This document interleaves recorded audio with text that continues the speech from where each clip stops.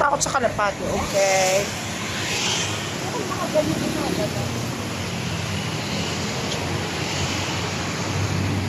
So we're walking. Ayan. What is this? Hindi naman natin naiintindihan. Pero, yeah.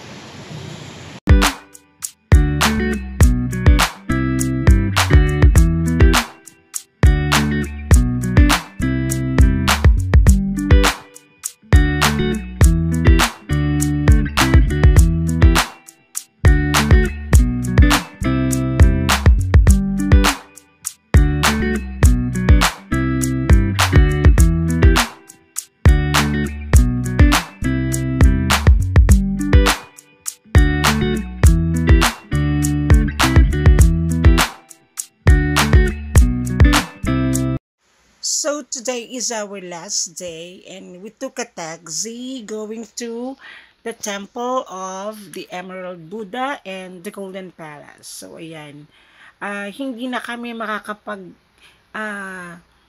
gala sa Khao San Road kasi nga we're running out of time. So we're meeting them doon na sa entrance ng temple kasi nga hindi kami kasya sa taxi. A few moments later. So, andito na kami sa main entrance ng The Golden Palace. It's air-conditioned.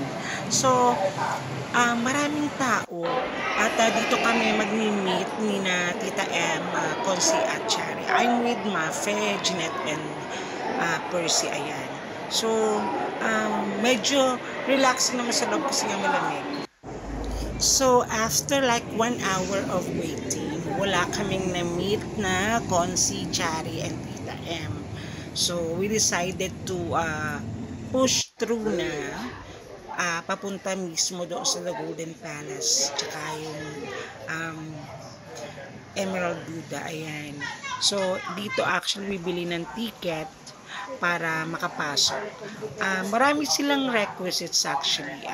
Ang policies nila is hindi ka pwedeng pumasok na nakasanda and shorts talaga. So you have to cover yourself.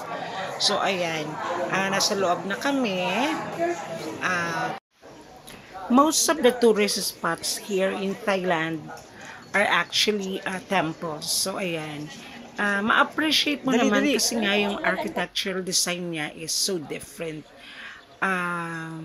Nakaka-amaze. Ayan. So, yun na nga, medyo hindi na namin makukover yung ibang nasa itinerary namin because we're running out of time. This is our last day.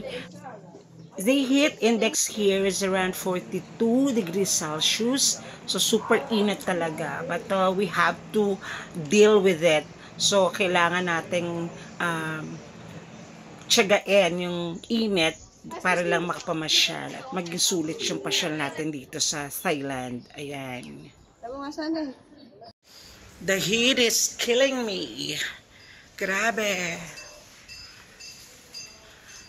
Ay, nako. May mga areas naman na covered siya. So, hindi ka directly exposed sa sunlight. Pero, mainit pa rin. Alam mo yung init na parang pang Middle East. Actually, yung mga na-experience kong heat sa Middle East is parang gano'n na yung init dito sa Thailand.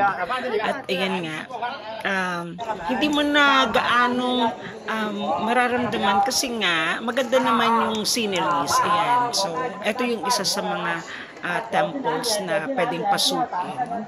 So, ayan siya. Ang dami pumapasok. Itong Grand Palace is actually the former residence of the royal family and was consecrated in 1782.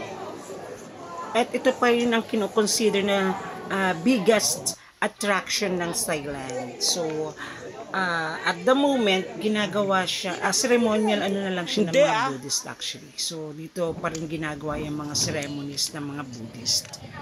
Yan. Ayun, and actually, Bangkok is the most visited city in the whole world. As per Google, it's not just because of the tourist spots, maybe because of the culture here as well. Kasi open dito yung alam nyo na O siya, pick pack na tayo.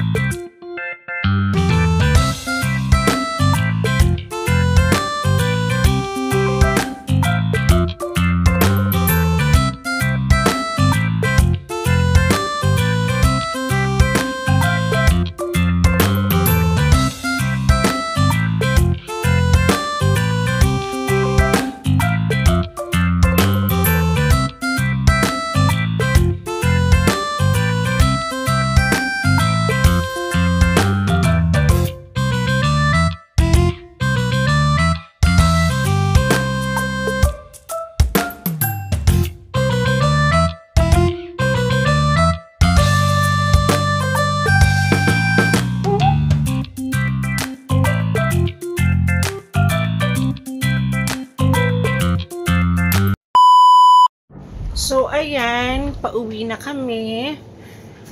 Papunta na kami sa airport at lahat ay pagod na pagod. That was actually the next day na to. So, ayan, going to the airport na kami.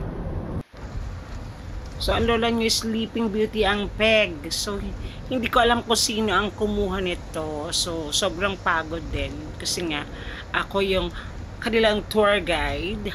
So, ayan.